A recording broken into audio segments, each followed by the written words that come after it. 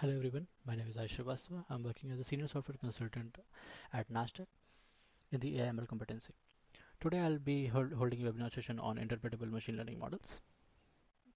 Let's move on ahead with the agenda for today. At first we will be covering what is machine learning and what is interpretable machine learning alongside with why it is crucial. Then we will be looking at a deeper understanding of interpretability.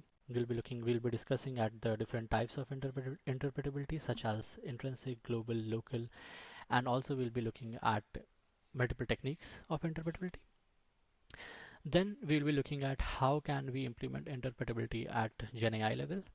Then last but not the least, we will be covering some of the best practices alongside with some recommendation and demo. So let's move on ahead and answer this very simple basic question, that is, what is machine learning? So machine learning algorithms basically enable the computers to learn from data and even improve themselves without being explicitly programmed. So of course, machine learning has like multiple bifurcations.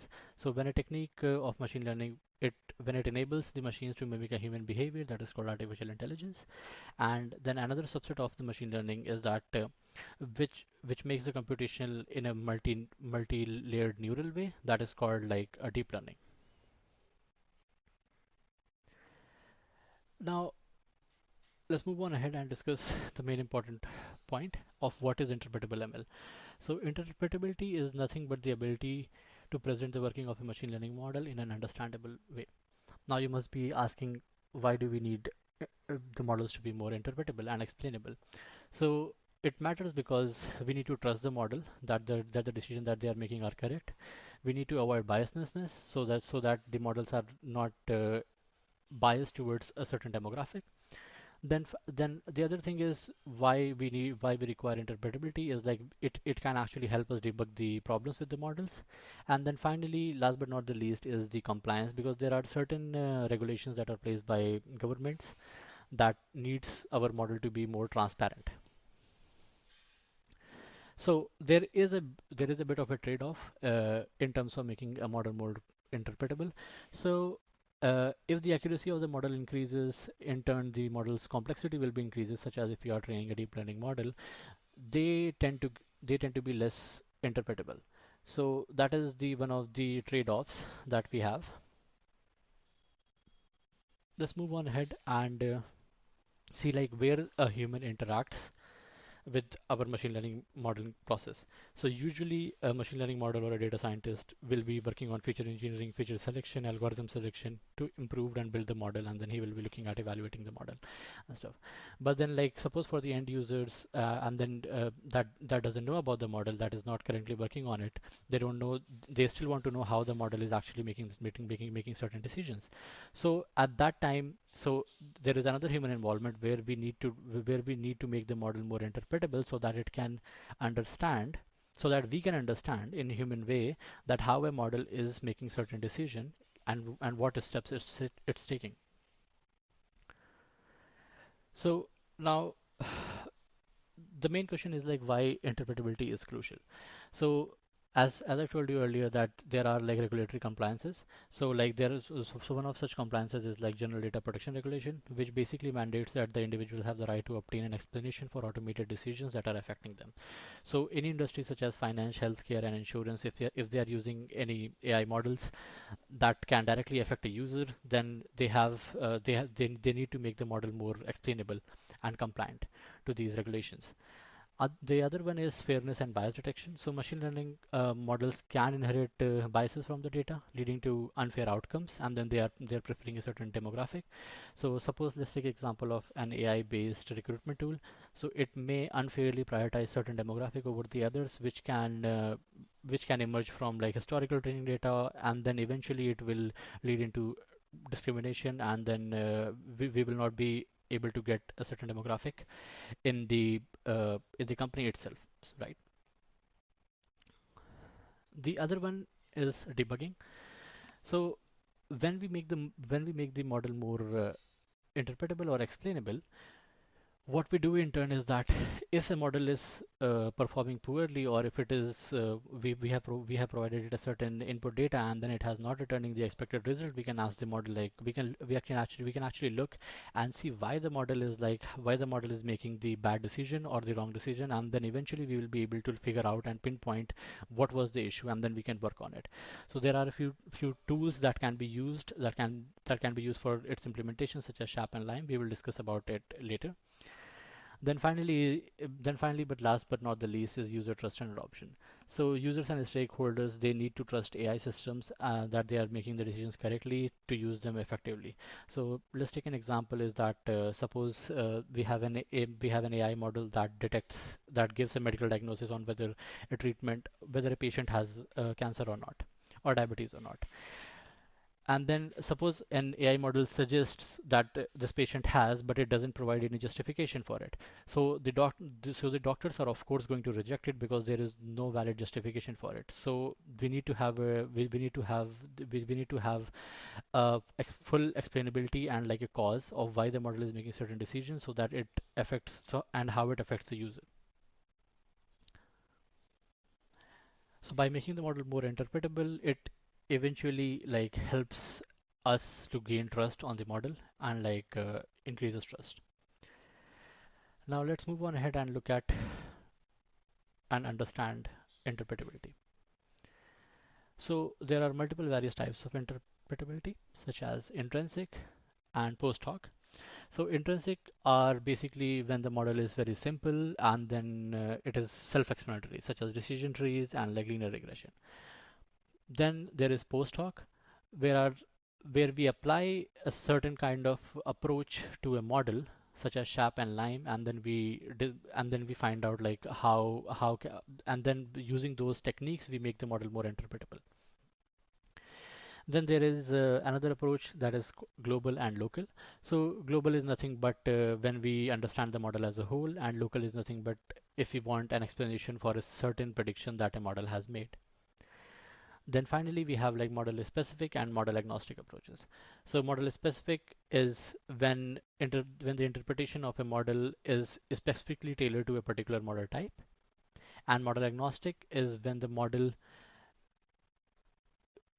when the interpretation is not dependent on whatever model we use. So the model is inherently a black box, and we can replace it with any other model, and then still we will be able to get the interpretations for it. So moving on ahead, let's understand what is intrinsic interpretability. So intrinsic interpretability refers basically to models that are naturally understandable and they don't require any additional techniques. So these models are like simple enough for the humans to follow their reasons directly. So one such model is like linear regression. So the linear regression model, it basically directly establishes relationship between input and output variable. So in so the equation for the linear regression model is like y is equal to mx plus b, and it fits everything in a straight line, right? So let's take an example of when we are predicting house prices. So we know house prices can be affected by the location, the house size, and so the house prices are directly correlated to these certain features, and then these features are understandable enough. Uh, the, uh, any human can understand it, and they are simple enough that we know okay, like the house prices has increased, so and the house location is in a prime location, then of course the house price is going to increase. So they are highly correlated, and then we will be able to tell why a model has made certain decisions. So these models are like self-explanatory. Let's look at another model. So the other model is like decision trees. So what are decision trees? So basically, the decision trees are nothing. The decision tree algorithm, basically, these models basically use a tree-like structure. So each decision node represents a feature, and so in turn, it makes it easy to trace and to reason. So we just have to follow the rules on the basis of independent variables and list them down to explain each prediction. So whatever prediction we want to reach, we can just trace the tree back, and then we will be able to pinpoint like why the model has made certain decisions. So we can take an example of a loan approval model. So a loan approval model that is using a decision tree algorithm. So and then it will eventually we can make it display the decision tree, and then we will be able to like see like why he has why the model has made certain.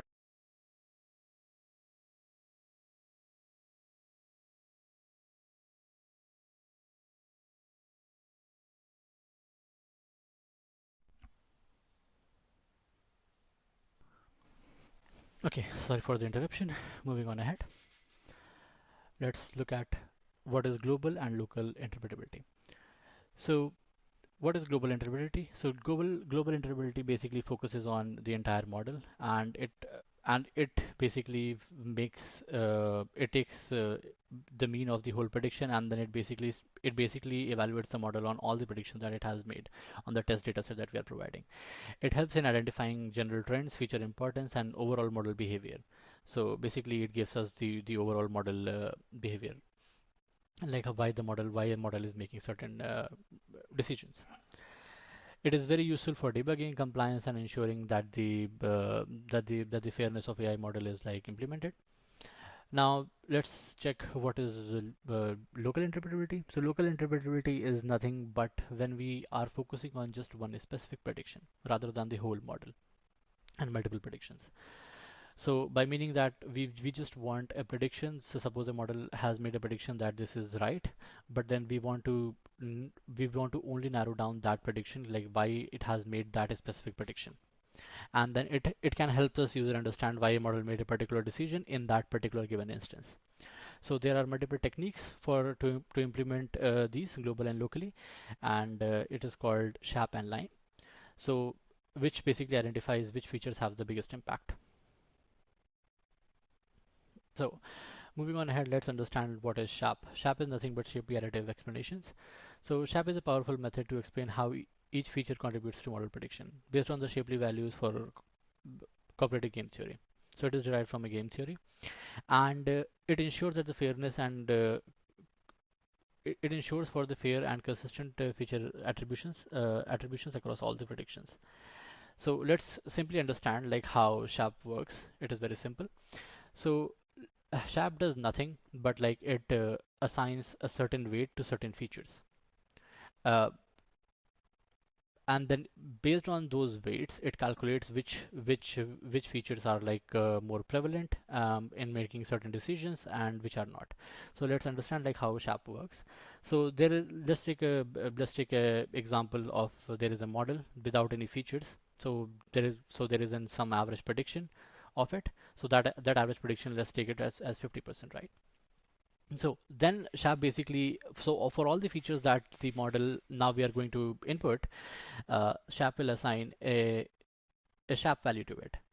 So the SHAP value will increase depending upon how a feature is going to contribute to that model's prediction, and like how a feature is like correlated, and like how much a feature like affects a certain prediction of it.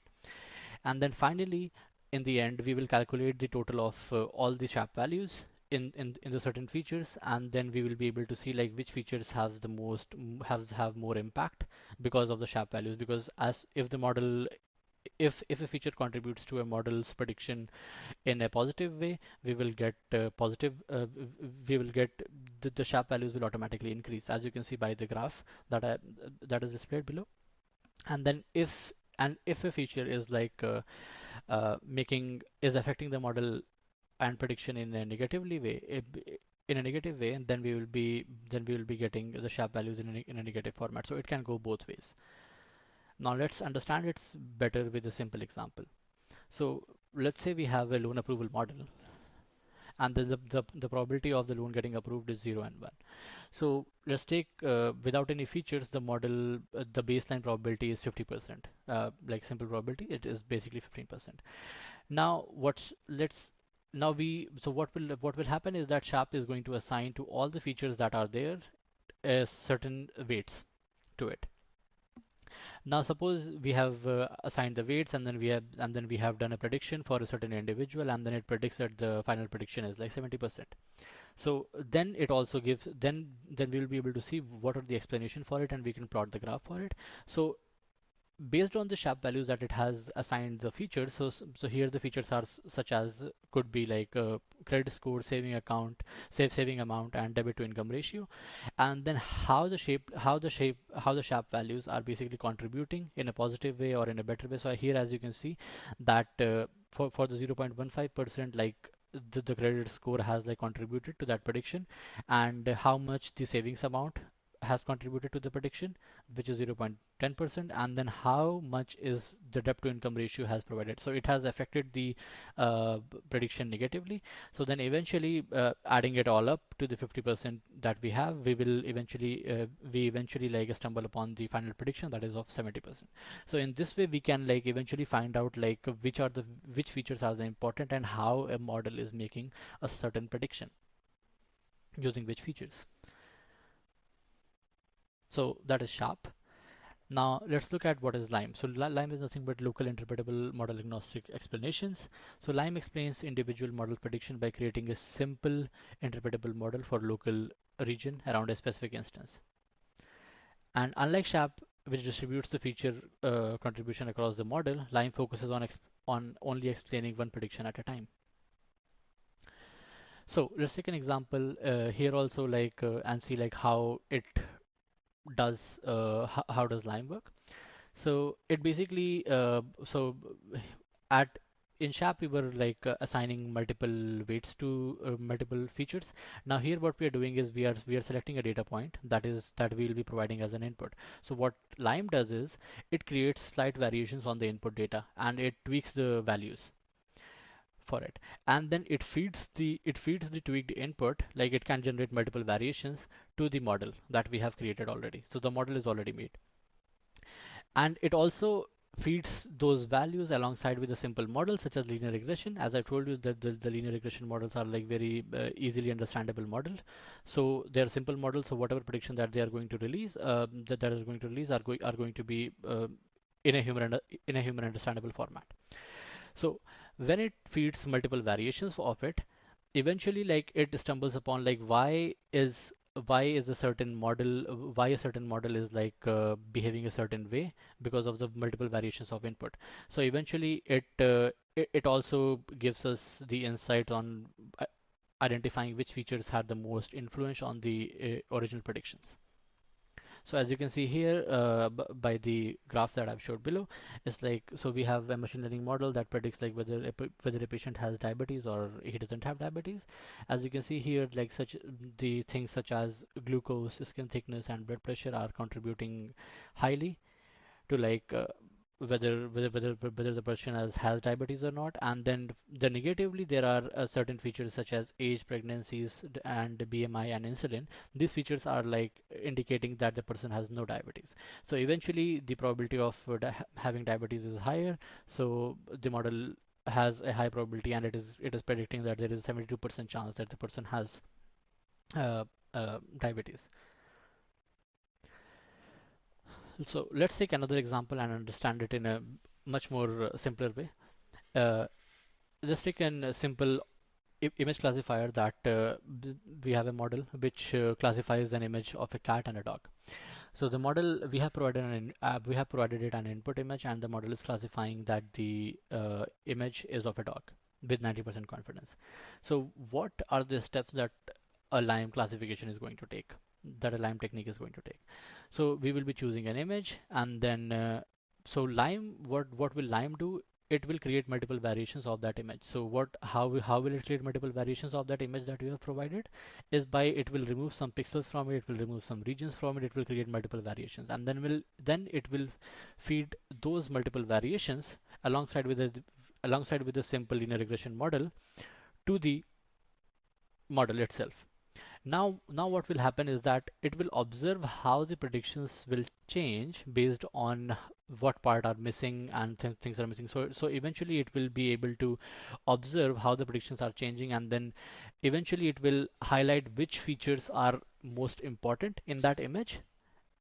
So while classifying, and then which features are not, and then eventually we will be able to see that why our original model has predicted that this image contains of a dog uh, based on highlighting certain features.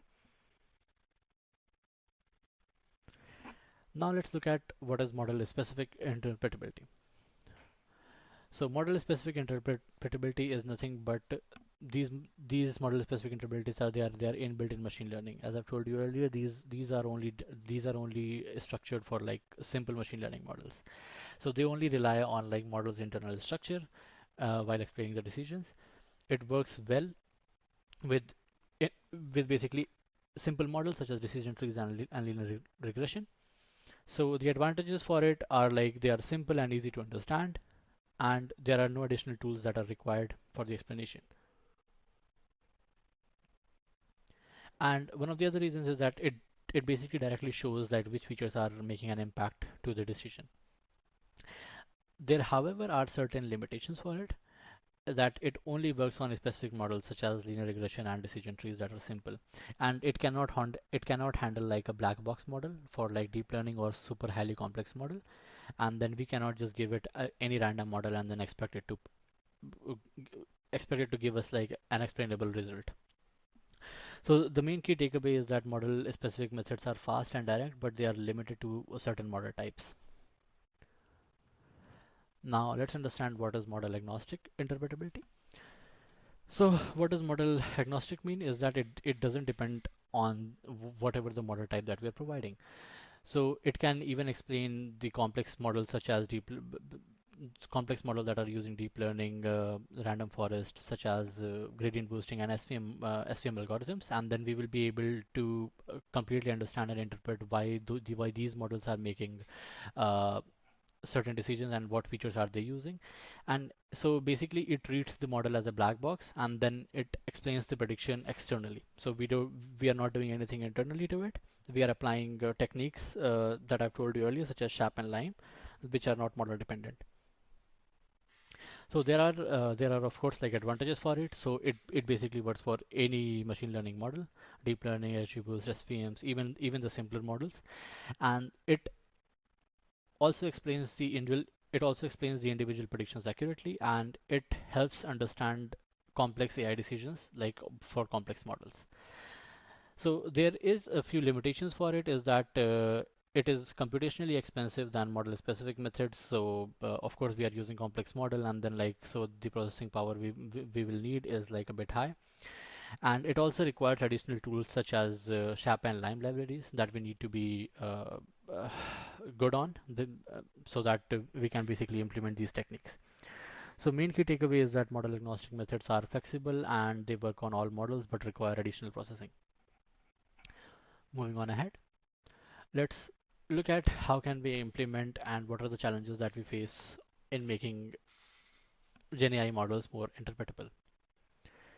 So there are certain challenges in making generative AI more interpretable, such as the complexity of generative models. So generative models they are highly complex and they often act as a black box model with millions and billions of parameters, and they have a very intricate architecture, which really makes it difficult to trace how the inputs are influencing the outputs. So let's take an example that an image generation model like such as stable diffusion, it has more than 100 million plus parameters. So it is very challenging on how can we interpret what decision, how a the model is generating a certain image based on those parameters and which features is it focusing on.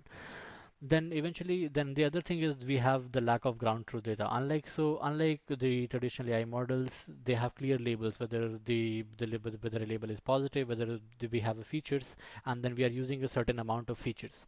But here we are basically feeding it a bulk of data. We don't know like, and it is much more subjective. So we do not know like how a model is like basically trying to predict uh, basically how a model is like trying to predict and see like how it is making like a certain decisions because of low level ground truth because of the low level because of the lack of the ground truth data. Then finally we have like dynamic nature of the generation. So generative AI models, they basically rely on randomness, meaning even a small input changes can basically drastically alter the outputs. So like even if you feed like a simple prompt, even if you tweak the same prompt again and then ask the same question to the model such as GPT or like any other Gen AI model, it might it will most probably give you another a completely different response, or a slightly tweaked response. So we don't know how it basically how it is basically is making that prediction. So it makes it difficult to establish a stable pattern. Now let's look at what can we do and what key techniques that we can apply uh, on generative AI to make it more interpretable. First will be our feature importance analysis, where we will be measuring how much each input feature contributes to the output. So basically, such as things such as like tokens, words, pixels, or which input has the most impact. So here we are not focusing on the features of the model itself, because the model is like super large and it has like more than 100 million plus parameters. So we are more focusing on our inputs. Then the second one is like attention visualization. So for the models such as transformer based model, we will be able to see like how based on certain inputs how the attention is shifting over time, and then we will be able to explain like why a model is making certain decisions and why it is going towards a certain result. Then we can also implement techniques such as saliency maps, which basically identifies the most critical input areas by calculating the sensitivity for it. Then we have methods such as layer-wise basically relevance propagation, that is LRP, which tracks the contribution of each input feature, and each each input feature is basically we can trace back the decisions and see how the input feature is like shaping the results, and how the model is making a certain decision. Then, of course, last but not the least, that are the black box approaches and the model agnostic approaches such as SHAP and Lime. So we can implement these also in, in basically our Gen AI. But it will take definitely it will take a lot more time, and they will be computationally expensive. But well, we can always resolve to SHAP and Lime techniques. Now let's look at some of the best practices and the recommendations. So so let's answer this simple question of what interpretability helps us achieve. So of course we have it ensures that we have AI aligns that the AI is aligning with the legal and ethical standards. It also identifies and mitigates any biasness and any discriminatory patterns that are emerging. It helps us also in diagnosing errors and refining the prediction and constantly improving the model if we want. Then we have it increases the trust in AI generated outcomes, so that when we have a machine learning model that is explainable, the user will be able to trust the model more, and then it will be able to rely on the decision. It makes it makes the decision more logical, transparent, and then it makes it more reliable.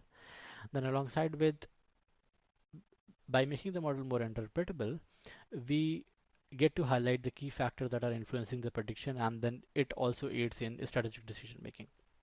And then last but not the least, for a non-technical user, or for anybody that is the end user, suppose a business team or marketing team, it helps them to anal it helps them to analyze how a model is making certain decisions, so that they can showcase it, they can understand it better. So it helps in these ways. So this is why we need models to be more interpretable. So here are some of the best practices for making a model more interpretable. So always choose the best level of interpretability, such as whether, so it basically depends on whether your model is complex type, and then what type of interpretability you want. Do you want it to be global? Do you want it to be local? Then use certain approaches such as model agnostic approach or model specific approach when it is needed, and whatever tools that you need to use.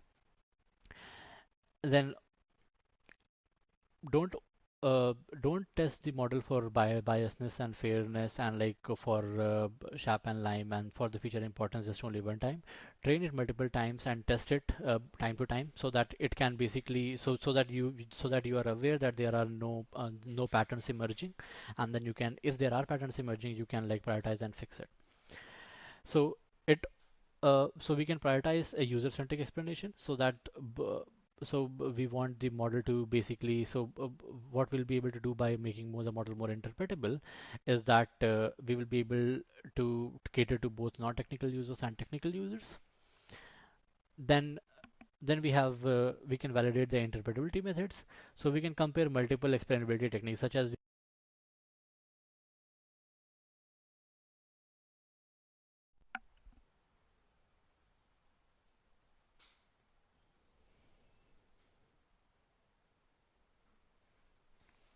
So then we have validated interpretability methods. So we can compare like multiple interpretability methods such as SHAP and LIME.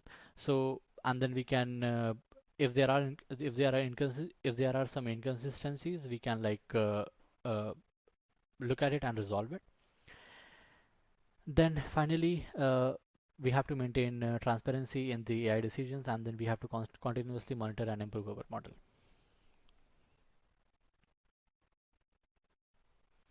Now let's move on ahead with the demo.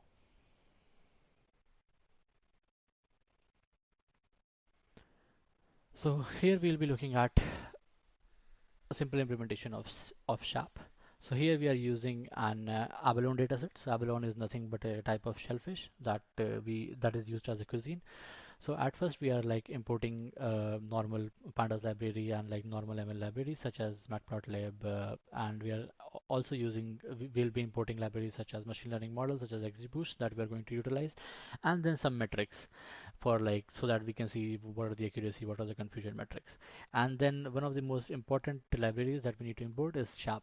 So we need to import SHAP and then you can install it using pip install SHAP. Then here we are simply like importing the dataset as you can see here, and then we are predicting whether an abalone is like the shellfish, whether how many rings it will have.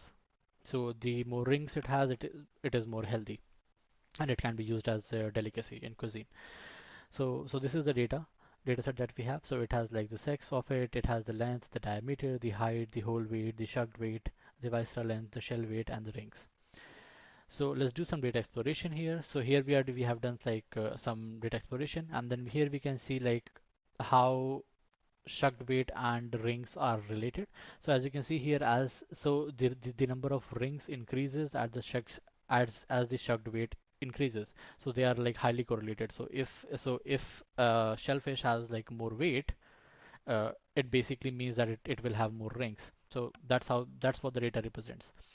And here we have generated a box plot which says like how based on sex of the abalone we can see like how many rings it will have and how much healthy it will have. So as you can see here from the eye plot, you can see the infants have like less rings, the male and females they have almost similar rings. So this is nothing but some visualizations. Then here, as we can see, that the sex is like our categorical feature, so we have to do some feature engineering, and then we have to make it numerical so that our model can process it. So here we have basically simply created dummy variables, and then we have assigned it values, as you can see here. Then we are training a model, and we are using an XGBoost model.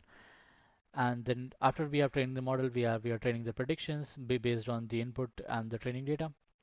uh, and then finally we are doing model evaluation, and then we are predicting. So as you can see here, based on our predictions of using our test data, that the model is like almost accurate. So this is basically our rough end model. So don't we are not trying to make, so this is just an example. We are not trying to make the model more we can make the model more better, but this is okay for our demonstration purposes.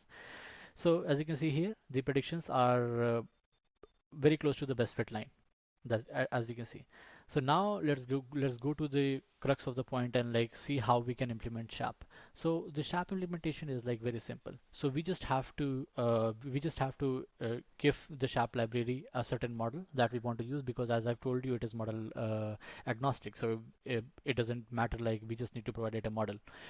And then so what the explainer function does is that the explainer function will to assign certain weights to all the features that the model has. and then simply after like assigning all the features, so this process might take some time, because might take some time depending upon how many features you have, because it is assigning all the weights, and it is basically assigning weights to all the features. So if you have a large data set, then well, it will take some time.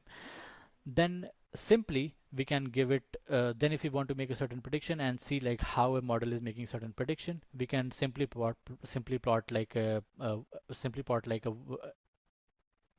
waterfall a waterfall chart, and then we can see. So for here we are taking the first data set as an input, so sharp values of 0. So whatever the zeroth prediction is, we are trying to predict like y of basically why it has predicted a certain answer. And then also we are looking at which features are like more important, which features have been getting prioritized. So as I've told you earlier, that whatever features will contribute more or less depending upon, it can goes both ways. The sharp values, the weights that are assigned, will increase or decrease. So as you can see here, the shucked weight and the diameter and the shell weight and the sex of the abalone has contributed a lot, especially the shucked weight. So based on the shucked weight, we can determine, or the model has predicted that the abalone will have more rings. So this is a simple way that we can see like how a model is making certain decisions and which features it is prioritizing. So here fx is nothing but the number of rings for a particular prediction. So here it is predicting 12, and for the average predictions that we need across the whole data set, it is 9.93, as you can see here by the graph. Now, one of the other things is that if you want to calculate the mean of the data, and then if you want to look at it instead of just for an individual prediction, you want to look at the whole model, like how it is performing, how the sharp values are changing across the whole model, and how based on the test data that we have provided, like how is the model, uh, how are all the features like basically behaving. So we can basically calculate a mean SHAP, and then we can plot it something like this. So as you can see here, so these three become the most important features, that is shell weight, shuck weight, and the whole weight.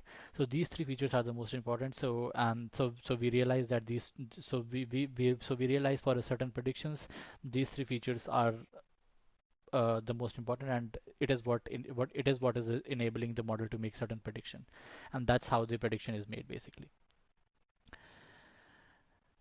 Now let's move on to Lime. So basically, here we'll be predicting like whether a person has churn. So churn basically refers to whether a customer is basically is going to cancel, or he is basically going to stop using a service or not. So here we are basically we have imported a churn data set, and then you can see we have row number, customer ID, surname, and then balances, salary, and multiple features. And then here we are basically using only a few features. So we have listed down the features which we'll be utilizing. Then for the categorical features, we have to convert them into numerical. So we have like done the same thing, and then for the geography and the gender, then here we have basically split the data into our test and training set, and then we have trained a random forest classifier on it. And then now we are installing Lime. So Lime is our basically the tool that we are going to use to make this model more interpretable.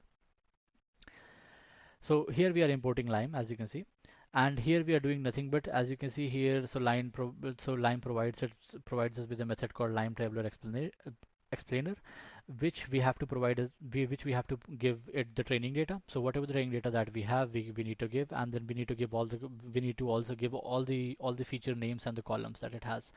And then for the mode, we can use classification, regression. So this is the model that will be working in tandem with the variations of the inputs that we are providing.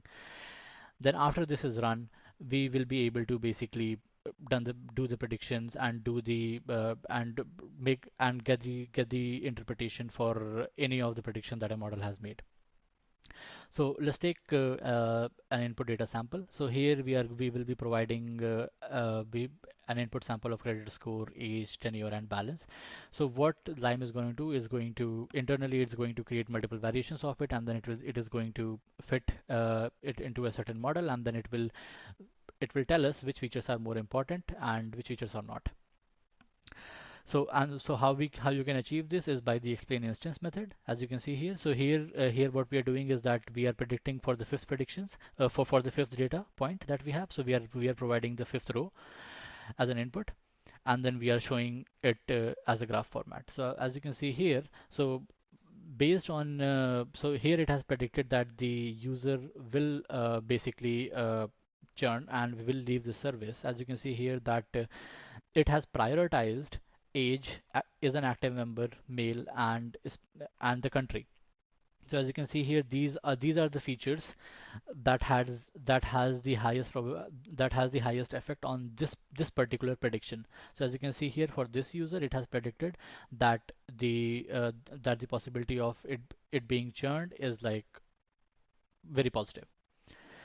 Then let's look at another instance, and then we can see here uh, we are going to do the same thing, and then here we are using the first data as an input. So here, as you can see, it is predicting that the user will not quit, and then based on the prediction, we can actually see, and we can neatly see like which are the features that are basically getting prioritized by the model and which are having the most effect on it. So this covers our Lime and SHAP, and then let's move on to. So yeah, so this is it for our webinar session. Thank you for attending.